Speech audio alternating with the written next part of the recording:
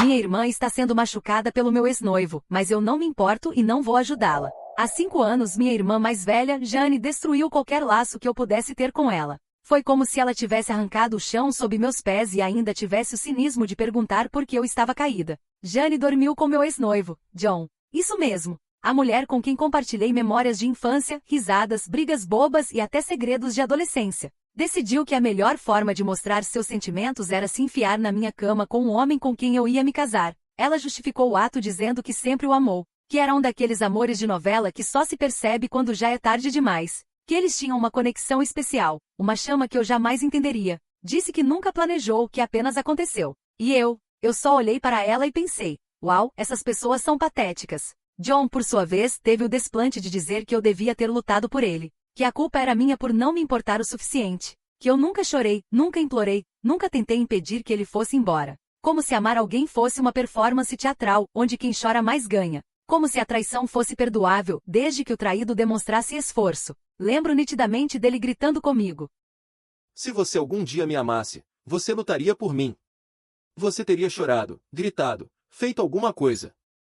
E depois veio a cereja do bolo. Talvez, se você me desse mais, eu não teria desviado.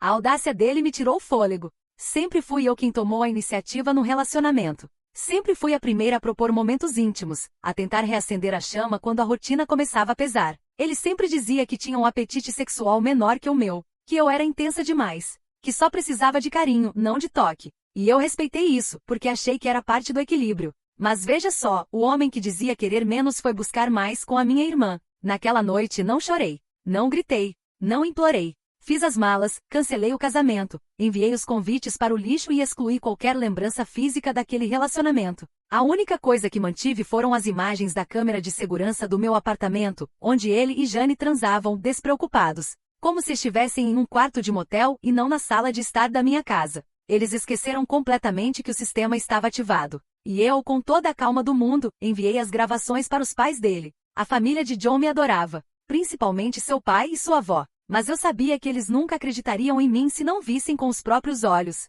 Não queria ser chamada de louca, nem passar por mentirosa como tantas outras mulheres que sofrem traições e ainda saem como vilãs da história. Cancelei tudo, menos a lua de mel. Transformei a viagem em uma celebração de liberdade. Fui sozinha, me redescobri, me reconectei com quem eu era antes deles. Quando voltei, vendi o apartamento com a ajuda de um agente e me mudei. Cortei todos os laços. Sempre fui assim, traidores, mentirosos, gente cruel, não tem lugar na minha vida. Aprendi isso com a traição da minha mãe ao meu pai. Vi meu pai implorar, dar segundas chances, ser humilhado repetidas vezes, até que não restasse mais nada da autoestima dele. Nunca seria como ele. Nunca permitiria que alguém me ferisse 2 vezes. 5 anos se passaram. Nesse tempo, Jane e John se casaram, porque ela engravidou logo depois da traição. Se mudaram para o antigo apartamento de Jane, e hoje tem 3 filhos. 2 meninos de 4 e 3 anos e uma recém-nascida. Nenhum amigo, nenhum apoio familiar além da nossa mãe. Meu pai se recusa a colocar os pés na casa deles. Ele ajuda com brinquedos e roupas para os netos, mas não os recebe, não dá dinheiro, e muito menos deixa John entrar em sua propriedade.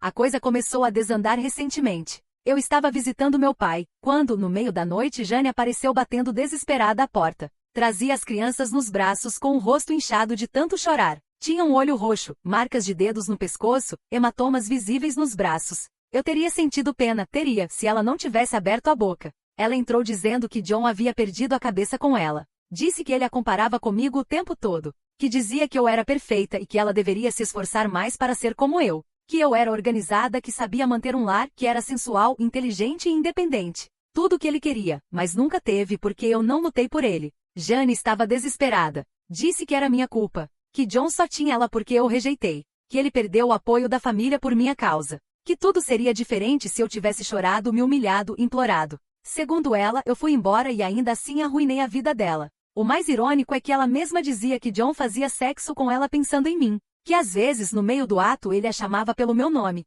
Que já haviam tido discussões horríveis por causa disso. E que ele queria outro filho apenas para ver se um deles se pareceria comigo. 3 filhos depois, ele ainda esperava que o próximo herdasse meus traços. E então veio o pedido mais ridículo de todos. Ela queria que eu conversasse com John, que eu o acalmasse, que eu fizesse com que ele a tratasse melhor, que de alguma forma minha presença, minha interferência, salvaria o relacionamento que ela construiu sobre os escombros da minha vida amorosa. Meu pai a interrompeu. Disse que as crianças ficariam com ele, mas que ela estava por conta própria. Que fosse a polícia. Que procurasse abrigo. Que fosse para a casa da nossa mãe se quisesse. Mas que ali ela não teria acolhimento como esposa traída ou mulher arrependida. Ela implorou, chorou, gritou, e então se virou para mim.